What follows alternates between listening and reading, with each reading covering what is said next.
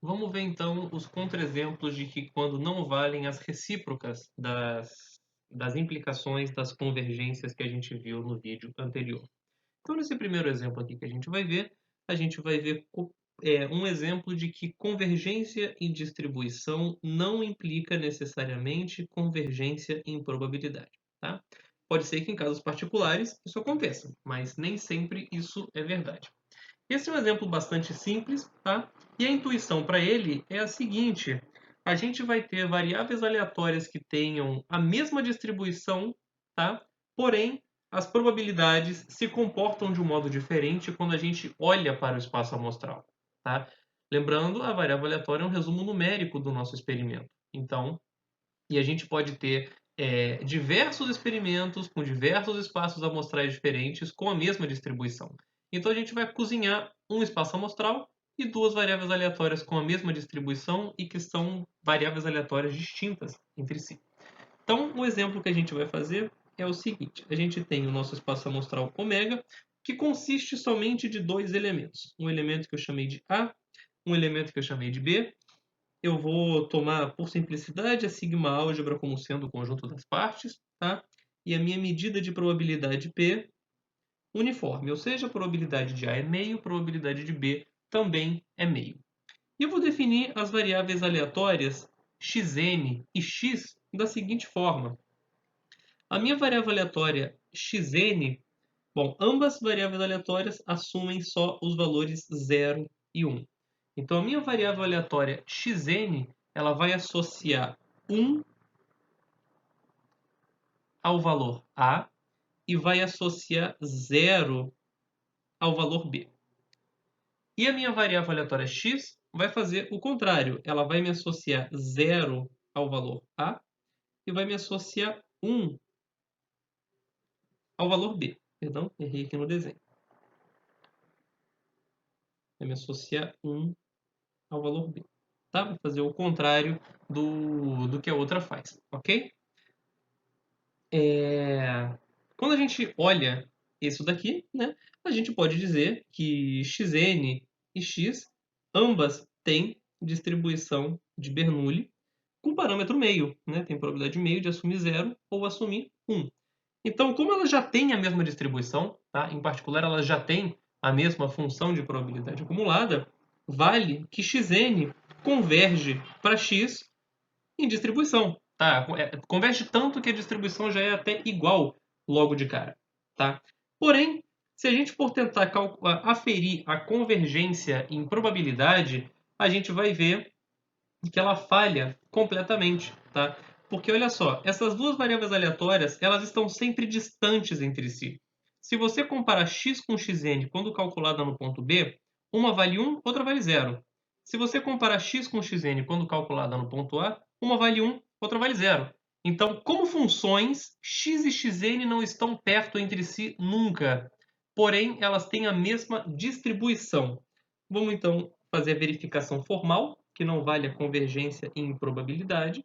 Bom, probabilidade de xn menos x ser maior ou igual do que epsilon, tá? Aqui eu vou tomar, por exemplo, epsilon igual a meio. Então eu quero saber qual que é a probabilidade de xn menos x estarem pelo menos meio distante, tá? E faz sentido, né? Dado que ela assume valores 0 e 1, eu peguei esse valor tendenciosamente. A probabilidade de xn menos x ser maior ou igual a meio, bom, isso acontece no seguinte cenário. Eu tenho que ter xn igual a 0 e x igual a 1, ou eu tenho que ter xn igual a 1 e x igual a 0, tá? Então, nesses dois cenários, eu tenho xn distando pelo menos meio de x. Se eu assumir a hipótese de independência, essa probabilidade aqui é meio, essa outra probabilidade aqui também é meio, tá? 1/4 vezes 1/4 para cada parcela dessas, e isso é igual a 1.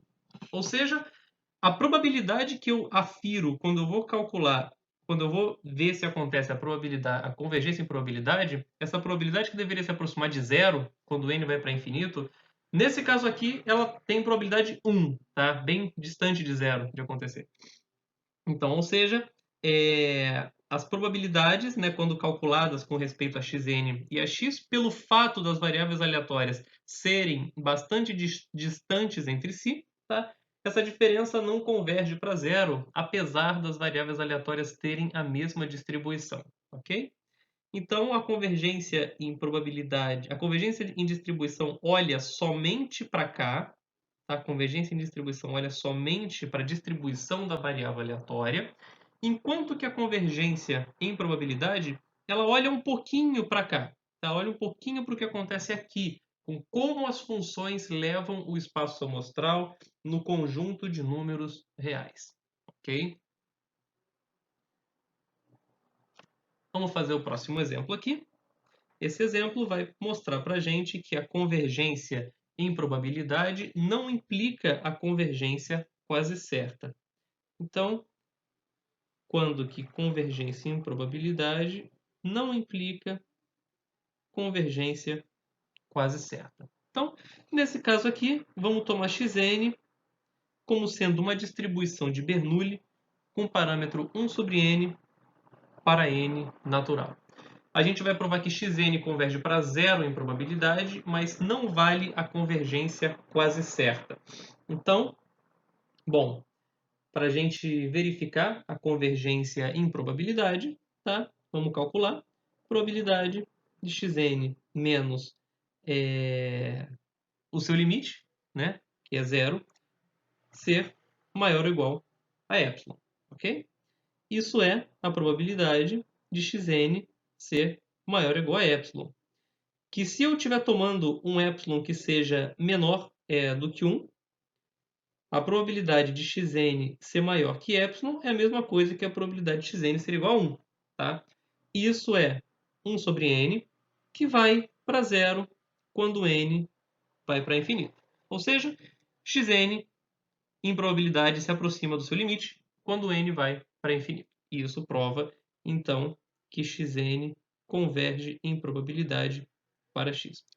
Agora vamos verificar que não vale a convergência quase certa. Tá?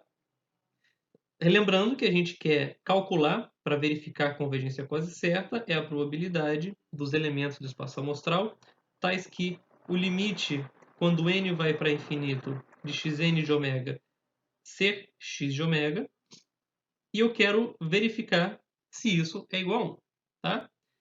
Nesse caso aqui, como as minhas variáveis aleatórias são Bernoulli e eu sei que o meu limite que eu quero verificar convergência é o zero, eu escrevo isso como limite, quando n vai para infinito, de xn de ômega ser igual a zero, e eu quero verificar o que acontece com com a probabilidade desse conjunto. Tá? Como a gente viu na, na, na, na aula, quando a gente introduziu a convergência quase certa, né, e a convergência em probabilidade, a gente pode reescrever isso daqui da seguinte forma. Olha só, como xn é Bernoulli, só assume os valores 0 e 1, uma maneira equivalente de eu aferir a convergência quase certa é olhar a probabilidade do seguinte conjunto: os elementos do espaço amostral, tais que essa convergência não acontece. Tá? Essa convergência acontecer significa que eventualmente esse limite vai se tornar igual a zero, tá? Porque só somos valores zeros e 1. Então, convergir para zero significa que eventualmente se torna sempre zero. Se eu quiser negar isso, eu estou querendo olhar os elementos do espaço amostral, tais que xn de ômega é igual a 1 infinitas vezes. E eu gostaria de verificar se esse conjunto tem probabilidade zero.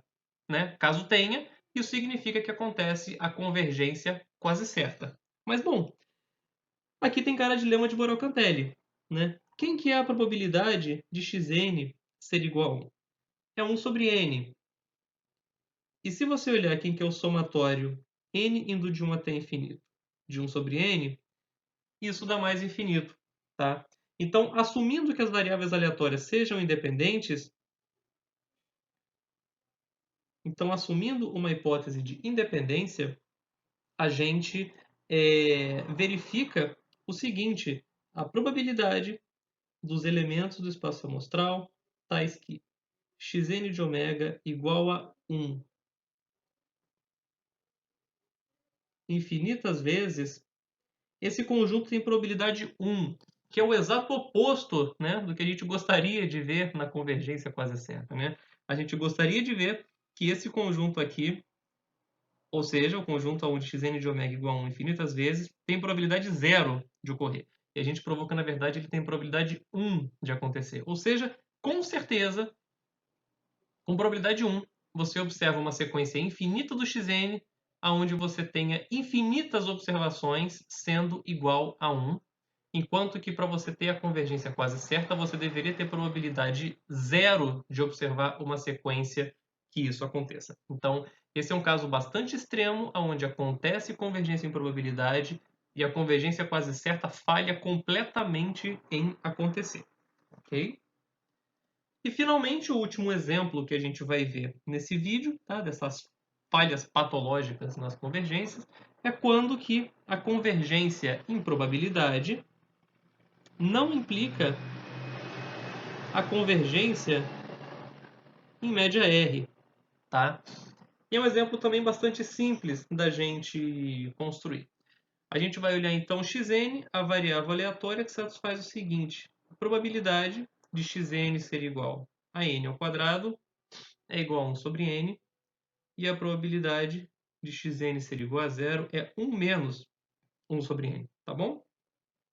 Então, à medida que n aumenta, a nossa variável aleatória se torna cada vez mais concentrada em torno de zero.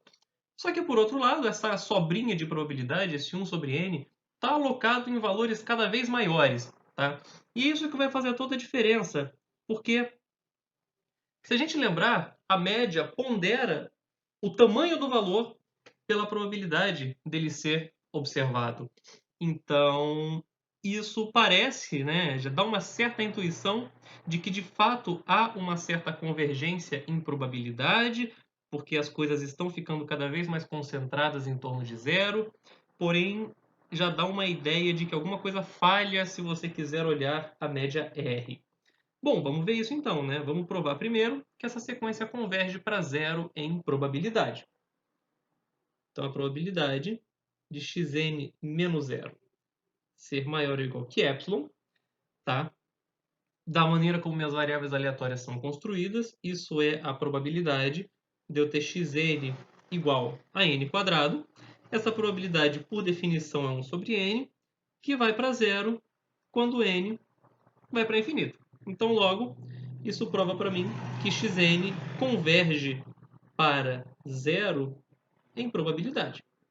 Enquanto que, se eu for tentar aferir a convergência em média R, eu vou ter o seguinte: valor esperado, xn menos zero elevado a R, que é o valor esperado de xn elevado a R, que por definição é o seguinte: 0 elevado a R, 1 menos 1 sobre n, mais n ao quadrado elevado a R, vezes 1 sobre n, que quando eu reescrever, isso aqui vai dar n elevado a 2r sobre n, que dá n elevado a 2r menos 1, que isso daqui converge para infinito quando n vai para infinito. Tá? Ou seja,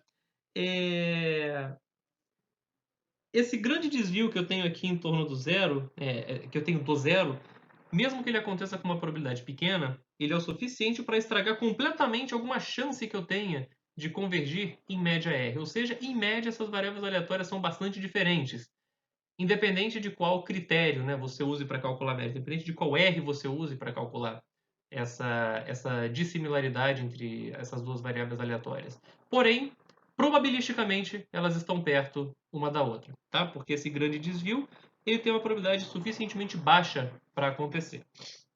Porém, quando você pondera pelo valor que ele acontece, é o suficiente já para estragar a convergência em média R. Tá? Então, eu espero que eu tenha conseguido transmitir, através desses 3 exemplos, um pouco mais de intuição sobre esses tipos de convergência de variáveis aleatórias, tá? Que é um dos recados mais importantes que você tem que levar do curso de Prob 2. Né? Entender bem essa convergência, essas convergências de variáveis aleatórias.